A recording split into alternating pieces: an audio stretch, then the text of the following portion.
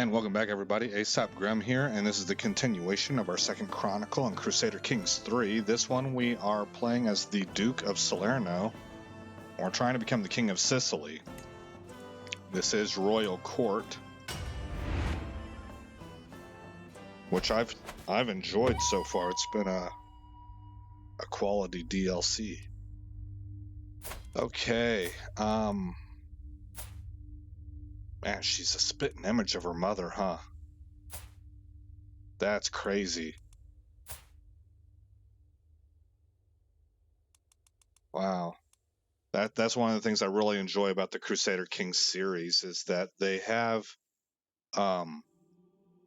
alphanumeric codes that reflect the various traits of a character, and whenever these two characters get together and have a kid, that kid will have a random shared traits from both parents. So you get a real family that looks like a family. You know, you get similarities through the generations, and it's really just kind of nifty. All right, let's something I forgot to do. We brought those new people in, and I have not readdressed my council. So, well, you're a powerful vassal, and I'm just simply going to have to upset you because you're not good enough. I think we have better now. I'm going to assign Alexandros as the diplomat. I think we're okay here. Yeah, we're fine here. And then what about our spy? Sunagilda is a little bit better. Does she like us? Yes. We will have assigned Sunagilda. And that's better for our safety anyway, because she already likes us. You don't want to have a spy that hates you. They'll join schemes against you and get you killed. All right, let's go ahead and unpause it. We are going to be using the pause button today. So let's take a look at our military, and can we plus these guys up yet? We need 67 gold. We're a long ways from that. So our first instance of pausing this game is going to be right now, actually. And I'll see you guys in a minute. Welcome back, everybody. And it's now 24 July 870 AD. Whenever I say I'm going to put you on pause, I tend to forget to read out the date, so I would encourage you to just take a look so that whenever I bring you back, you have an idea of how much time has passed. But we have a second son. This is Alexander.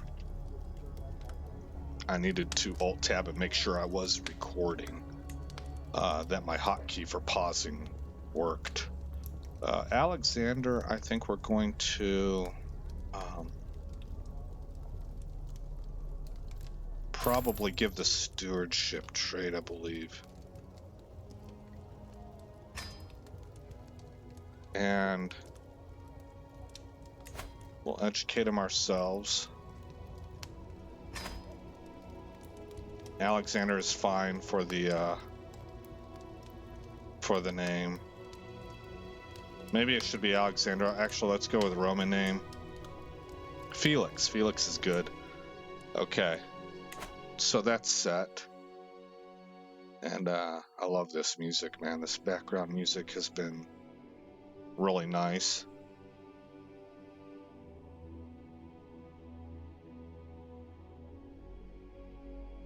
One of the things that I'm kind of trying to, that I'm sort of working with is I don't know if it's good to have an episode be a series of what looks like on your end, pause and unpause. It's like it would be seamless.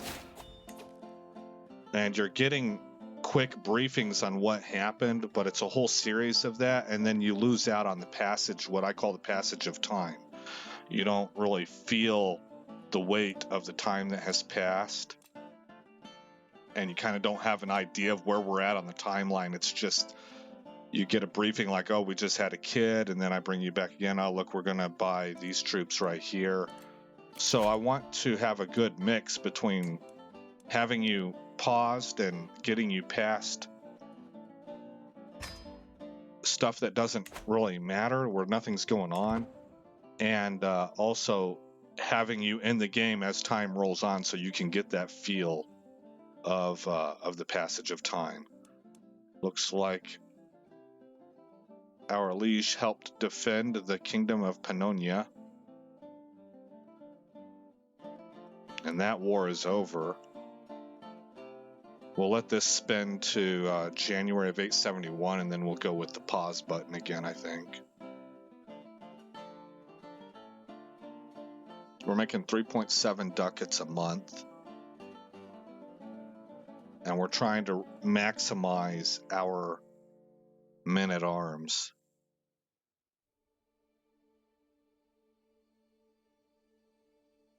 And there it is. We just hit January of 871 AD. We're at 40 gold. We're waiting for 67. So on 17 Jan 871 AD, I will pause you again. I'll bring you back when the next significant event happens. Okay, welcome back, guys. It's now August of 871. And we got 70 gold. So we're going to open up the military here and plus up armored footmen. We're also going to pay homage to our liege.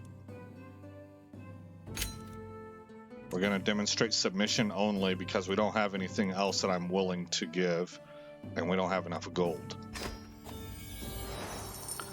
Servants usher me into Basileus' great hall in Constantinople, where he sits his throne, waiting to hear my pledge. I kneel at the feet of my lord and pledge the many oaths of homage as his scribes record the event.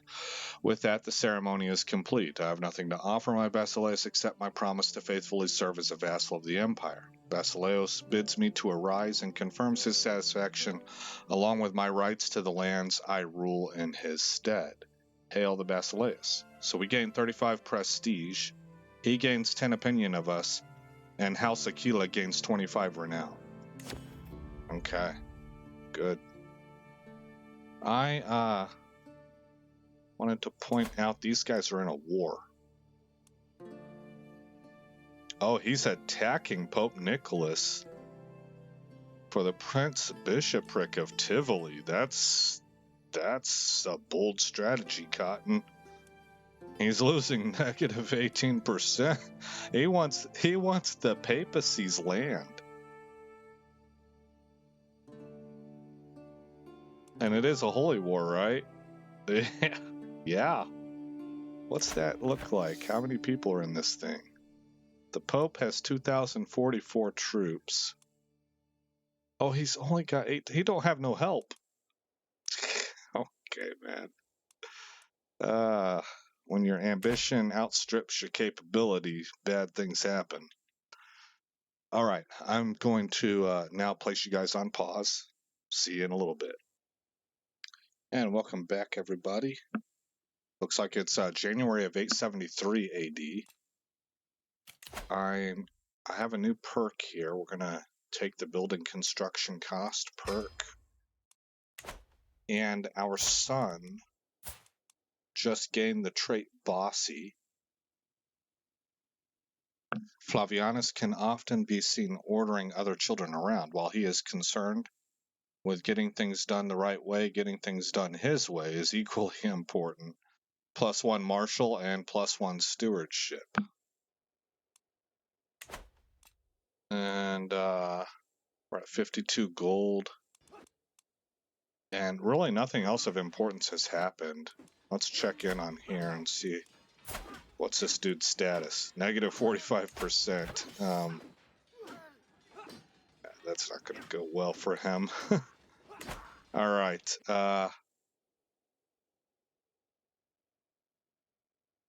Yeah, I'm going to put you on pause again, and when we reach 67 gold, unless something else significant happens, that's whenever I'll bring you back. And then we'll play the game together for a little while. Just let time roll on. All right, welcome back, guys. We just reached 70 gold. So we will plus up again. That'll get us to 3 groups of armored foot soldiers. You can see our court physician's knowledge increase. He's now a novice physician. +1 learning and a small boost to disease resistance. We also completed, we're at +96 with our bishop. And so now I am swaying our chancellor. And we're at 712 men, up from 500 originally. And it's August of 873.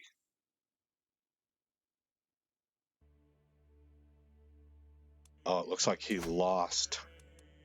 Is that war over? No, not yet. Negative 58%. I don't know where his soldiers are. Negative 77% now I just saw before I closed that window out.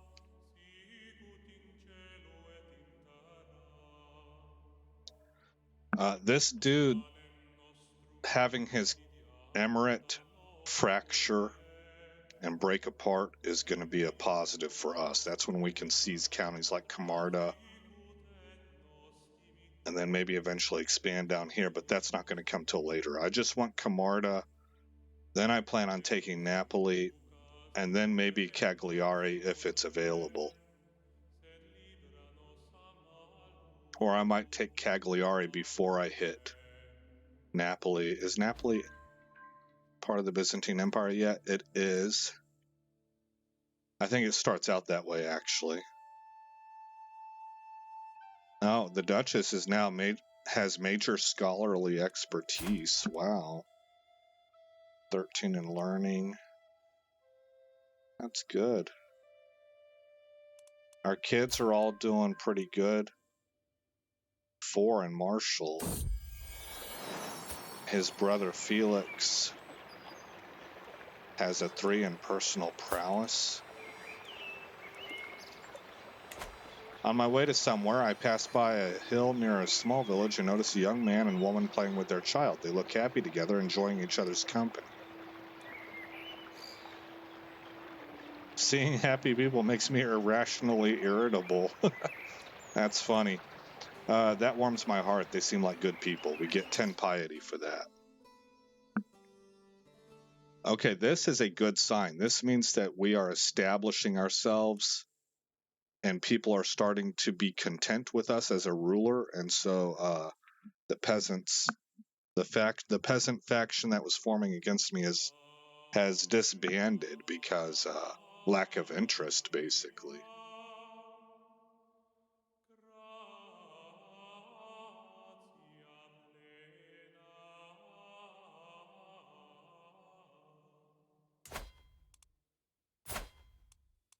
At 88%, he's going to lose this pretty soon. And he doesn't have a strong enough ally to really deter that from... Oh, look, he's at neg 97% now. All right, good. What's the world look like for us? It'll be nice to kind of see what it looks like early so that we can compare and contrast as the game plays on.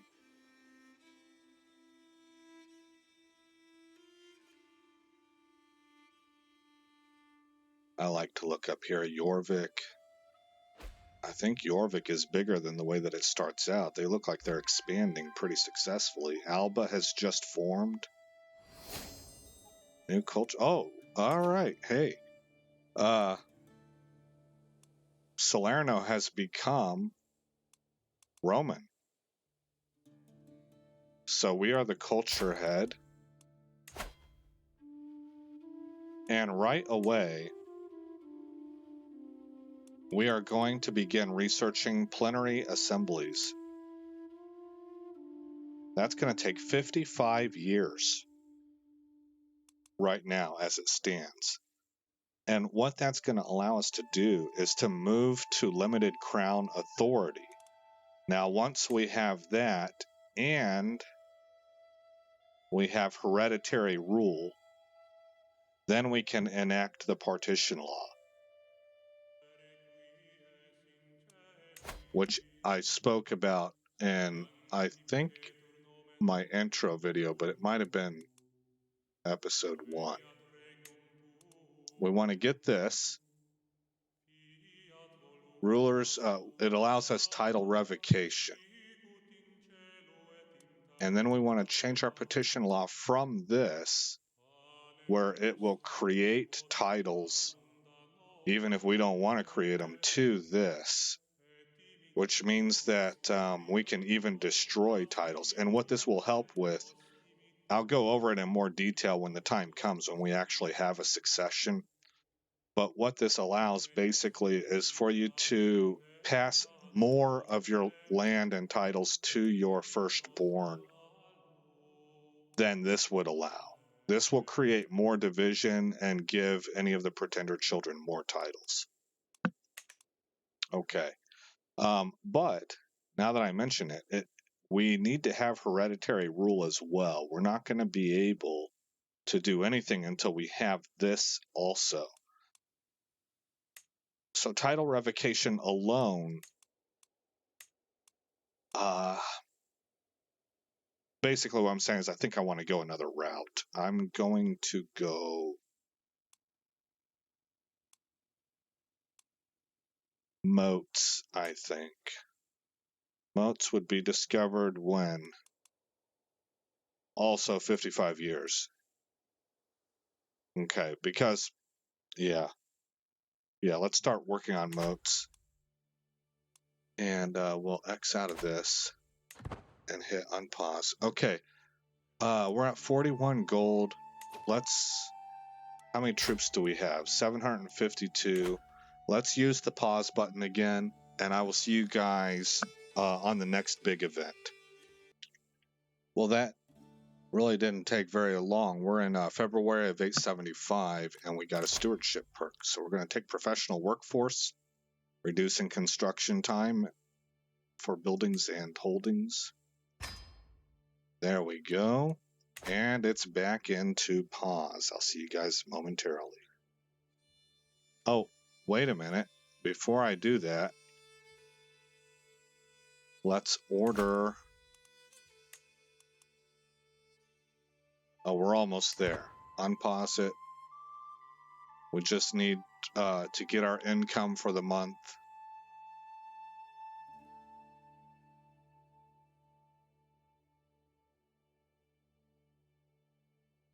And there it is. Increase to 4 of 5.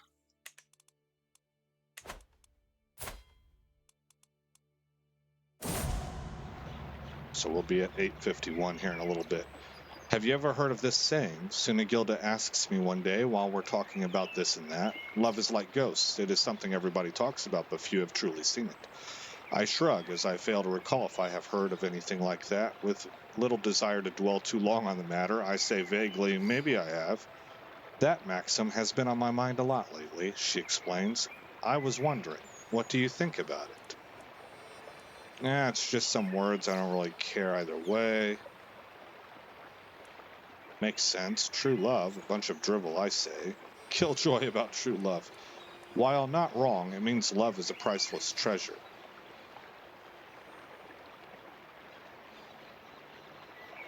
What's this idealistic do?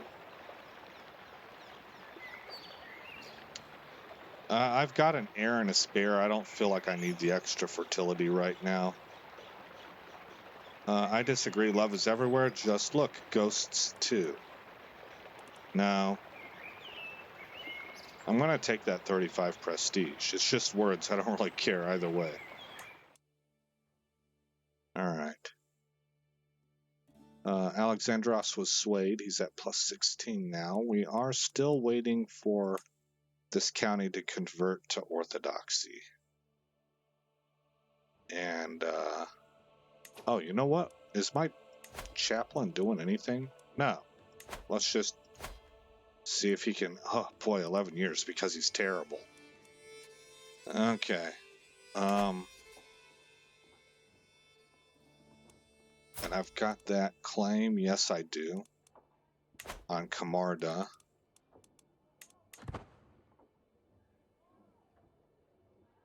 Make him 0.9 ducats a month, and that's because we're raising troops right now. We're almost done, though.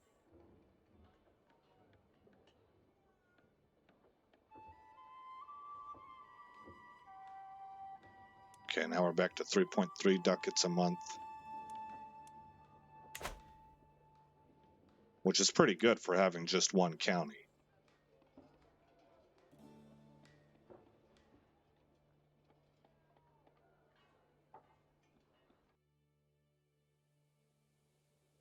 Going back to see what the world looks like.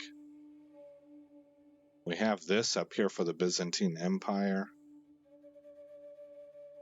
I mean, you know, just at a first glance, Khazaria looks like the largest empire on the planet right now.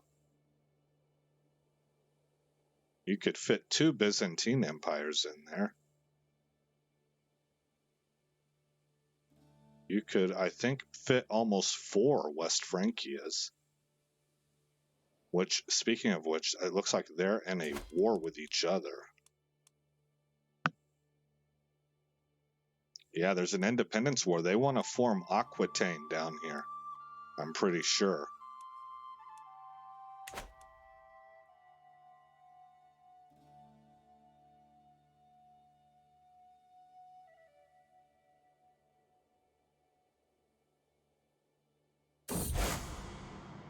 Not really a whole lot of anything else going on. But we're clearly, I mean, obviously we're early in the game. Oh, the Paulicians have, a heresy has taken hold. We'll take What a Twisted Mockery.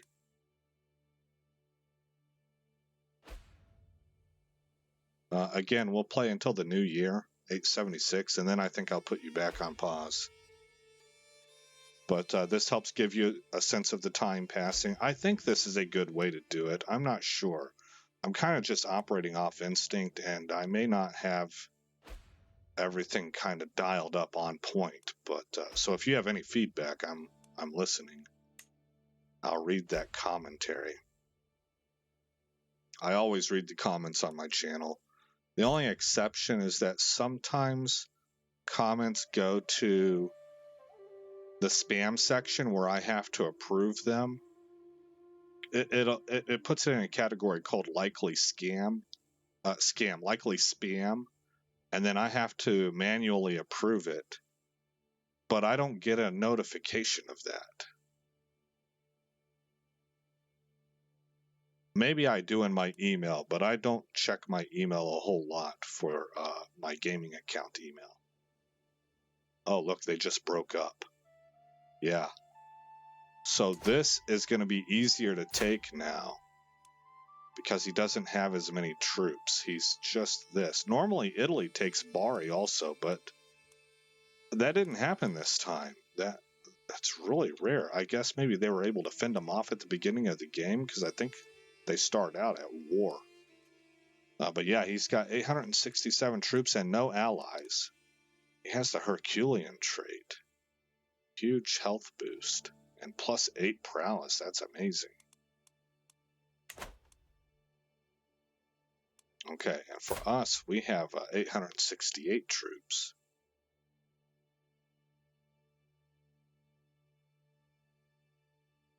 So we're probably going to go after them in the near future and try and seize that county from them.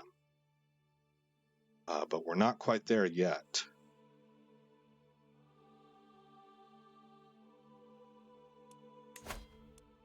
Seven years left for conversion to Orthodoxy here. I kind of thought it might happen on its own, but not so far. Maybe I just wasn't patient enough, and that's a distinct possibility. Are we swaying? Whoa, did you guys see that? Hold on. Yes, we are working on swaying.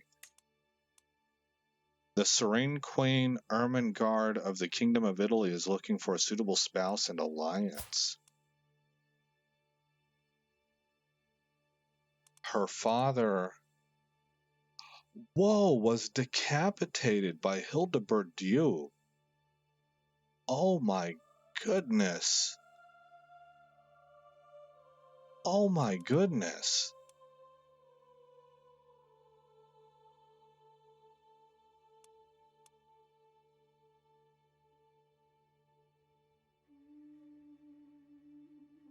This guy, oh, and he's in prison. What in the world? He must. Wow, how did that happen?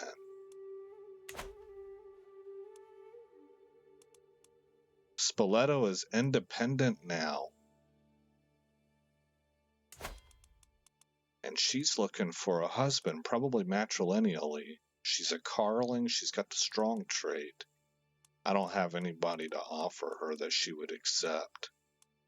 But that's a big development. Her court grandeur level is 5.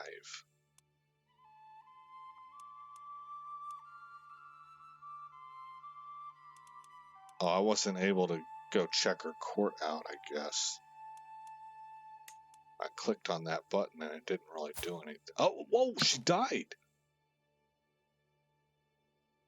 Was almost decapitated by Francois de Talmont on 26 September 876. It said almost decapitated. Yeah, but she dead.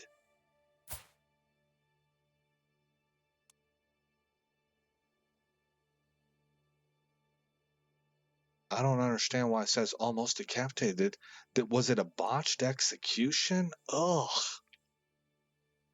Lotharingia now owns this entire... Wow, man. Wow. Awful things happening to people.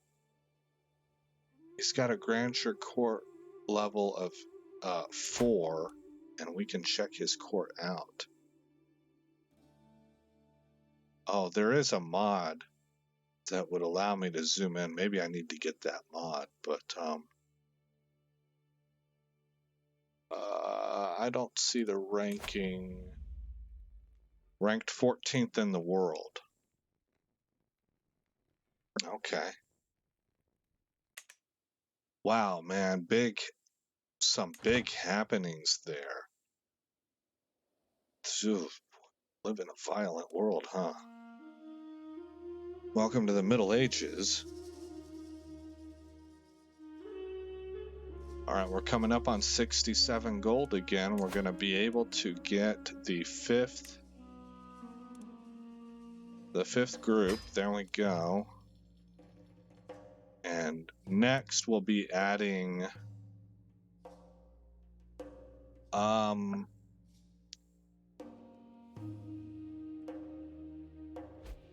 well, onagers would be that's probably the smart way to go, but I think I'm going to go archers. And when we can expand to 4 men-at-arms units, then I'll plus up to onagers. But I would like to roleplay this and say that I need support for these frontline troops. I think a more realistic battle makeup would be spearmen are defensive, and then these guys are offensive armored footmen, and they're supported by archers. And onagers would come after you have those 3 elements. That would be at a minimum. You might even want to have cavalry attached first, but I think if you had at least spearmen, armored footmen, and archers, those are your basic elements. Okay, what do we got going on here? A shady discussion.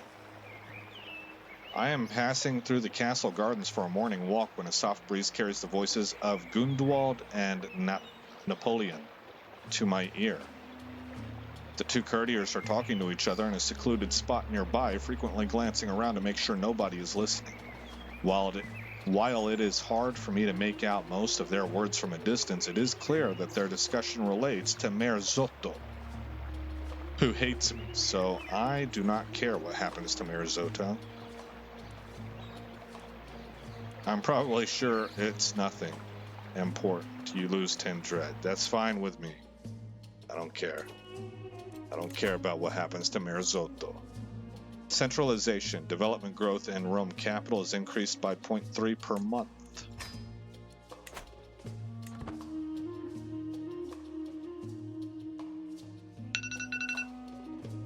And our timer has gone off.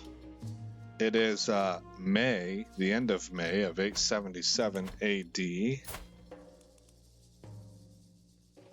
We have 968 troops, including 6 knights. What do our knights look like? I don't want my heir in there whenever he comes of age. 14, 9, 8, 7, 7, 6, 0. Oh, that's the worst I've ever seen. Okay.